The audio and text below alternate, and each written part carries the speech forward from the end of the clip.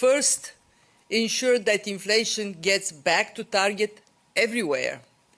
Major central banks, including in the US, have rightly embarked on an easing path. The trick now is to finish the job on inflation without unnecessarily damaging the job market. Second, now is the time to act on debt and deficits. After years of much-needed fiscal support in response to shocks, now is the time to rebuild fiscal buffers. In most countries, that can be done gradually, but it needs to start now. Third, and most important, it is crucial that countries carry out pro-growth reforms. From cutting red tape to improving governance, we have seen reforms being a source of significant benefits across countries.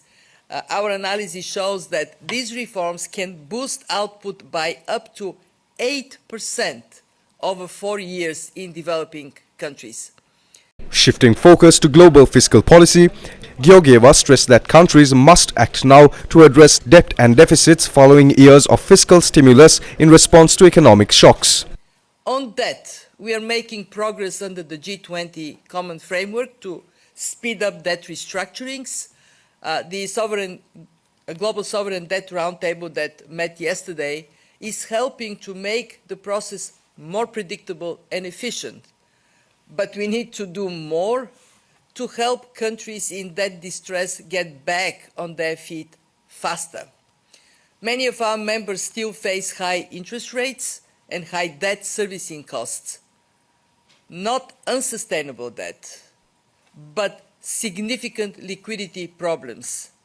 And this is why, jointly with the World Bank, we are proposing a three-pillar response, combining reforms to boost growth and mobilize domestic resources, adequate financing, including from international financial institutions, and crowding in private finance. And finally, on trade, it is important to protect the gains from economic integration while ensuring they are widely shared. We know that globalization has not delivered for everyone, and we must attend to the needs of those who have lost out. And at the same time, we must ensure that trade remains an engine of global growth, especially for developing countries. They have so much more to lose if we fracture the global economy. At the IMF, we are, as always, deeply committed to serving our members so they navigate these challenging times.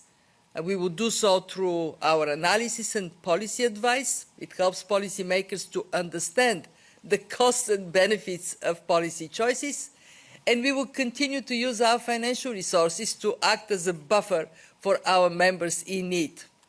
97 countries, highest in our history, have benefited from our lending since the pandemic, the majority through multi-year programs.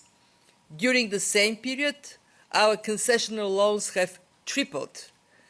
Interest in the Resilience and Sustainability Facility continues to grow. We have 20 countries now using the facility to enhance their climate resilience, almost double the number when we met a year ago.